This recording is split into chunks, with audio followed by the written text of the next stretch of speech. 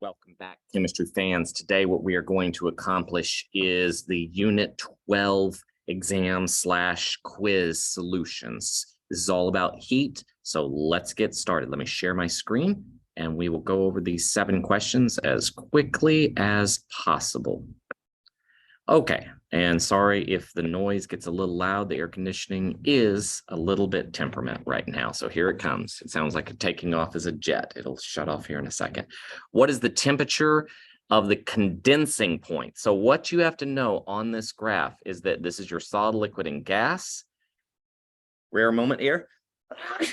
Excuse me as I sneeze on that one. So this is your melting and freezing. This is your vaporizing and condensing. So if we are looking for our condensing point, it's somewhere in here. I'd say it's about 75 degrees. If on the other version of it, it asks for your melting point, it would have been somewhere in here at about a negative 125 or somewhere around those values. All right, number 2.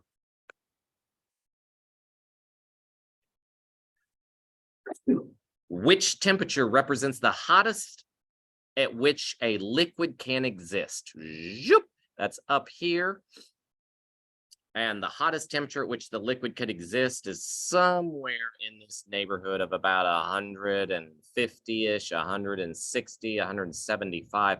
Something along those lines is what we're talking about. The hottest temperature, that's called the critical point temperature. Now, one of the other versions of this asks you to figure out what is happening or what state of matter is it, and it ends up that you're in here at your liquid is what it is for the other version of the test. Okay. Now, if we then go over to question number 3, what we are asked to do is what's happening. So we're talking about the process whenever you're at 25 degrees, which somewhere in here, this is 35, you're somewhere in here, somewhere around abouts. And then you go from 0.75, which would be right on this line, down to 0.25, which would be somewhere in between here. So we're talking about crossing over this line. So here is your solid, liquid, and gas. So we are going from a solid into a gas. That means that you are vaporizing, or you are evaporating, or you are boiling. Any of those terms would have been correct for this version of the quiz. All right. Now getting into the math. These were consistent for both of the versions of it. You have a heat request of it, but you're given the formula of the reaction, the equation for the reaction. So we've got to remember that to solve this delta H, it's going to be products minus reactants. Products minus reactants. Well, which side are the products? They are over here on the right. The reactants are on the left. So I'm going to do 2 times SO3, which is this value, negative 395.7, minus, now the oxygen is equal to 0 because it is an element, it's already been formed. 2 times SO2 is negative 296.8. Well, because it's a negative and negative, that's going to actually end up making that a positive.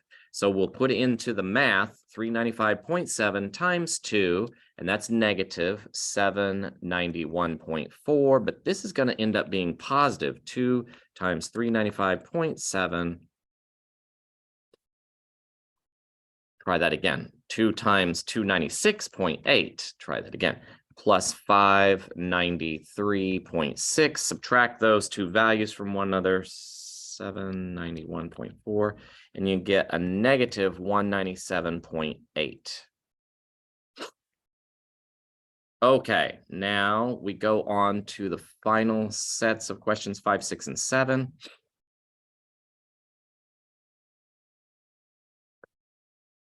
Calculate the specific heat. So specific heat formula is H equals mass times specific heat times the change of temperature. Change of temperature is final minus the starting temperature. So we have starting temperature here, and we have the final temperature here. So that's 73.2 minus 77.9. 73.2 minus 77.9, and that is a negative 4.7. Some of you messed that one up. Also, what you didn't do is you didn't recognize that heat given off is negative in this case. So negative 45.6, that's going to cancel with this negative that we just created for the temperature. So I've got negative 45.6 equal to the mass 34.3. We don't know the specific heat. We just solved for the negative temperature change. So now what we're going to do is we're going to do algebra. We're going to divide both sides by 34.3 and negative 4.7. So we're going to divide both sides by that, 34.3 and 4.7 negative. So that's going to cancel out those negatives. So 45.6 divided by 4.7 divided by 34.3, and you end up with your specific heat is 0.28283, something like that. All right, number 6. Calculating a G value. So in this case, we do have a reaction, but we don't have the Gibbs free energy for each of the materials. So what we will instead do is we will use the Hitz equation, H minus TS. So we have an H of negative 120. We have a temperature of 290. It's already in Kelvin, and our S is minus 150. So that minus is going to turn it into a positive. However, we must divide by 1,000 because this is in joules and this is in kilojoules. So 150 divided by 1,000 is 0.15. I multiply that times 290. And that becomes negative 120 plus 43.5. And you get negative 76. The answer is negative 76.5, which means that it is exergonic because it's negative. And we know that because this delta H is negative, that it is also exothermic. All right, now on to the final question, number 7. This one is an Hess's law problem. So we've got to try and figure out how to combine all those step reactions into one final reaction. So here we go. So looking at the final reaction, it says that C2H4 must be on the left. Well, guess what? It is on the left. So that means that this value is correct. It says that C2H6 is on the right. Well, I need to reverse this. So all of this needs to be reversed, making this a positive, and then the C2H6 will be on the right side where it needs to be. Now, the last detail is an H2 on the left. The only place it is located is down here. So it is in the correct position. Now, you could go about the canceling, but you don't need to. All you have to do is make sure that one material is correct on each of the step reactions on the correct side with the correct amounts, and you're good to go.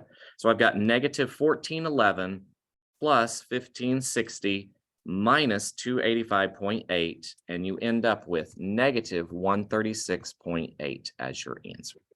Okay. Let's see if that comes up as one of the answers. Hopefully it does. Negative 136.8. It is multiple choice. Okay, that's the quiz. Thank you very much for your time.